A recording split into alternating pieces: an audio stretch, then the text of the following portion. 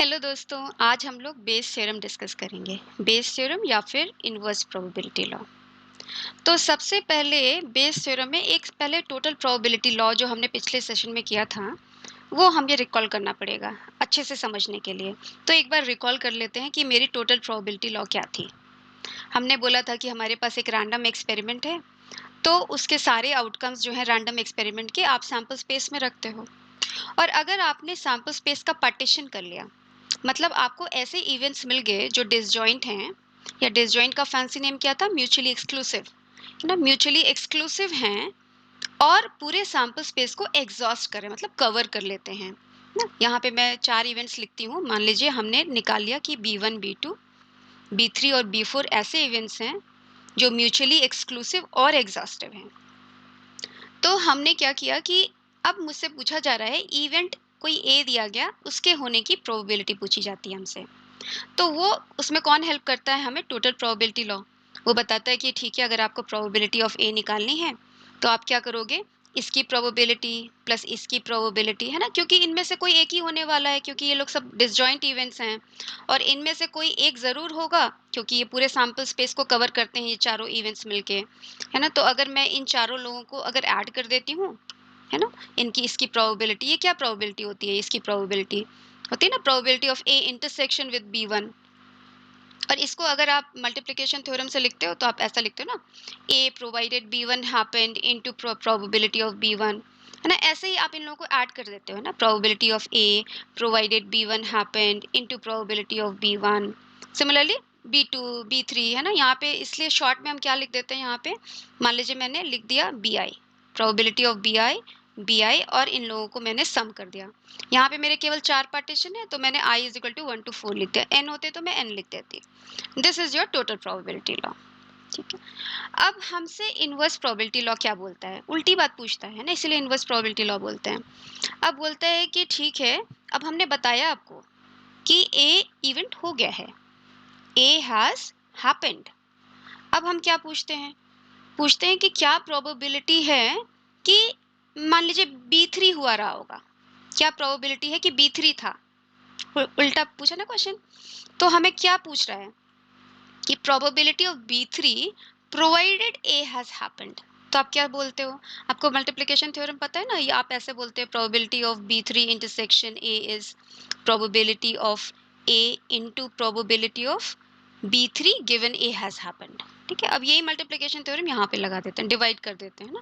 तो मेरे पास क्या था, probability of A intersection B3, अच्छा A intersection B3 intersection A तो सेम ही बातें हैं, divided by probability of A।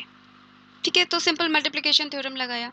अब ऊपर वाली बात को क्या लिख सकते हैं, अब ऊपर वाली बात को हम ऐसे लिख सकते हैं ना, probability of A given B3 has happened. उल्टा है ना, ये पता करना है, हमने उसका उल्टा लिखा, क्योंकि ये निकालना मेरे पास इजी है कि A की प्रोबेबिलिटी क्या अगर B3 हो गया है, okay, into probability of B3 divided by probability of A। बस यही है आपका इनवर्स प्रोबेबिलिटी लॉ। ठीक है, बस जो आपने अभी अभी लिखा इतना आराम से, that is your inverse probability law या बेस थ्योरम। बस यहाँ पर ये प्रोबेबिलिटी ऑफ ए अगर आपको निकालनी पड़ी तो आप क्या करोगे, टोटल प्रोबेबिलिटी लॉ से निकाल लोगे प्रोबेबिलिटी ऑफ ए। तो या तो ये, ओके, कोई भी बीजे हो सकता है ना, यहाँ पे B3 लिखा मैंने, कोई भी बी हो सकता है। ठीक है, तो यहाँ पे बीजे लिखा, तो ये आपका फॉर्मूला हो गया, ए गिवन, देखिए स्वैप कर दिया इनके पोजिशंस को, A given BJ probability of B divided by probability of A. ठीक है। अब ए की जगह आप चाहिए तो टोटल प्रोबेबिलिटी लॉ से ये लिख दीजिए, जो जो अभी अभी हमने डिस्कस किया। ठीक है। चलिए नेक्स्ट क्वेश्चंस देखते हैं तो समझ में आएगा। ओके, अ बॉक्स कंटेन्स टू वाइट, ये इजी क्वेश्चन है, समझने के लिए इजी रहेगा। अ box contains 2 white and 3 red balls. ठीक है, आपके पास एक बॉक्स है, उसमें 2 वाइट एंड 3 रेड बॉल्स हैं। आपके पास बॉक्स बी है, this is box A and this is box B. 4 white balls and 5 red balls. ठीक है। One ball is drawn at random from one of the boxes and is found to be red. ठीक है। तो आपने एक ball निकाला, okay, पता नहीं है आपको किस में से निकाला, आपने पता नहीं इसमें से निकाला कि इसमें से निकाला, बट क्या पता चल गया कि वो बॉल क्या है, रेड है। अब find the probability that it was from box B. क्या प्रोबेबिलिटी से वो बॉक्स बी में रहा होगा। ठीक है, तो आप क्या सोचते हो, पहले तो लिख लो कि वो पूछ क्या रहा है, कि कि प्रोबेबिलिटी कि वो बॉक्स बी में रहा होगा प्रोवाइडेड आपने रेड बॉल निकाला था। ठीक है, अगर आप डायरेक्टली फॉर्मूला लगाने चलो तो अपने फॉर्मूले में क्या लिखा था, आर गिवन बी, स्वैप कर दिया इन दोनों को, into probability of B divided by probability of R. ठीक है, अब बताइए प्रोबेबिलिटी ऑफ आर आप निकाल सकते हो, है ना। अब यही टोटल प्रोबेबिलिटी लॉ में पढ़ा था हमने, प्रोबेबिलिटी ऑफ आर तो आराम से निकलेगा कि probability of R will be probability of R provided, आप बैक ए से निकाला था, into probability of A plus probability of being red provided you picked it from box B. ठीक है, तो आपको क्या आता है कि अगर आप बॉक्स ए से निकाल रहे हो तो बॉल के रेड आने की क्या प्रोबेबिलिटी है, 3/5, 3 रेड एंड टोटल 5 बॉल्स हैं, 3/5। ए बॉक्स चूज करने की क्या प्रोबेबिलिटी थी, 2 बॉक्सेस हैं उसमें से एक बॉक्स आप हाफ प्रोबेबिलिटी से चूज करोगे। ठीक है, सिमिलरली यहाँ पर बी बॉक्स से रेड बॉल निकालने की 5/9 and what is my probability of B, half, है ना, बॉक्स बी चूज करने की probability is half, so what do you get. ठीक है, ये आपका प्रोबेबिलिटी ऑफ आर आ गया, बस यहाँ पे वैल्यूज पुट कर दीजिए और देखा आपने अभी भी ये बात लिखी है, ये चीज, है ना, तो कोई, और नीचे वाली बात तो ये पूरी आपने लिखी दी, 3/10 प्लस 5/18। ठीक है, अब जो भी वैल्यू आती है that is your final answer. ठीक है, आप निकाल सकते हैं ये। चलिए ये क्वेश्चन देखते हैं, a pack of playing cards contain only 51 cards, total आपको पता है 52 कार्ड्स होते हैं, मतलब एक कार्ड मिसिंग है। फिर first 13 cards examined are all red. ठीक है, ये कोई इवेंट है, ये बता रहे हैं कि ये इवेंट हुआ है। ठीक है, मान लीजिए कोई इवेंट एक्स है ना, this event has happened, find the probability of card missing card is black. ठीक है, प्रोबेबिलिटी पूछ रहा है कि आपका मिसिंग कार्ड ब्लैक है, कि प्रोवाइडेड आपका इवेंट एक्स जो है वो हो चुका है। तो देखिए उल्टी बात पूछ रहा है, इवेंट ए हो चुका है तो बी के होने की क्या प्रोबेबिलिटी है। तो आप क्या करते हो कि भाई अगर डायरेक्टली आप फॉर्मूला में लिखना चाहो तो ये आपने आराम से फॉर्मूला लिख दिया, this divided by probability of x. फिर हम सोचते हैं अच्छा प्रोबेबिलिटी ऑफ एक्स क्या होगा, है ना, तो सोचते हैं क्या होगा प्रोबेबिलिटी ऑफ एक्स, कि फर्स्ट 13 कार्ड है एग्जामिन टू बी रेड। अब ये डिपेंड करता है कि भाई कौन सा कार्ड मिसिंग है ना, ब्लैक मिसिंग है कि रेड मिसिंग है। तो वहीं आ गया ना आपका टोटल प्रोबेबिलिटी कि आपके 2 इवेंट्स हैं जो सैंपल स्पेस को कवर करते हैं, या तो आपका कार्ड रेड मिसिंग था या तो आपका कार्ड ब्लैक मिसिंग था।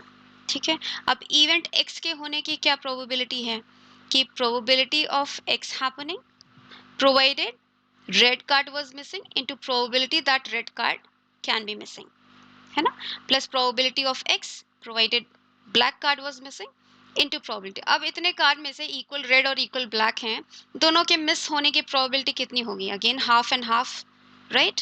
तो बाकी चीजें आप अपने से फिल कर लीजिए कि क्या प्रोबेबिलिटी है, अगर रेड कार्ड मिसिंग होता है ना तो फर्स्ट 13 कार्ड्स रेड आएंगे, इसकी क्या प्रोबेबिलिटी है, कि अगर रेड कार्ड मिसिंग है that means you have how many red cards, 25 red cards, right, and 25 red cards में से यू हैव टू चूज 13।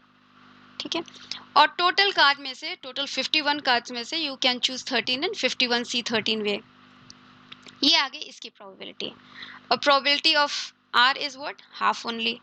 ठीक है, प्लस अब ये बताइए कि ब्लैक कार्ड मिसिंग है, ब्लैक कार्ड मिसिंग है तो रेड कितने हैं आपके पास, 26 हैं, है ना, 26 सी 13, है ना, divided by how much, 51 C 13 into half. इन सब बातों को यहाँ पे लिख देते हैं, यही है ना यहाँ पे, तो ये आ गया 26 C 13 divided by 51 C 13 into half and divided by ये कंप्लीट बात, है ना, ये कंप्लीट बात जो है पी एक्स की बात आप यहाँ पे लिख दोगे और उसकी जो भी वैल्यू होगी that is the probability that the missing card will be black. हमने बहुत इंपॉर्टेंट थ्योरम्स किए, total probability law, Bayes theorem. अब चलिए हम और बातें करते हैं बर्नौलीज ट्रायल की एंड प्रोबेबिलिटी डिस्ट्रीब्यूशन की। मिलते हैं नेक्स्ट सेशन में।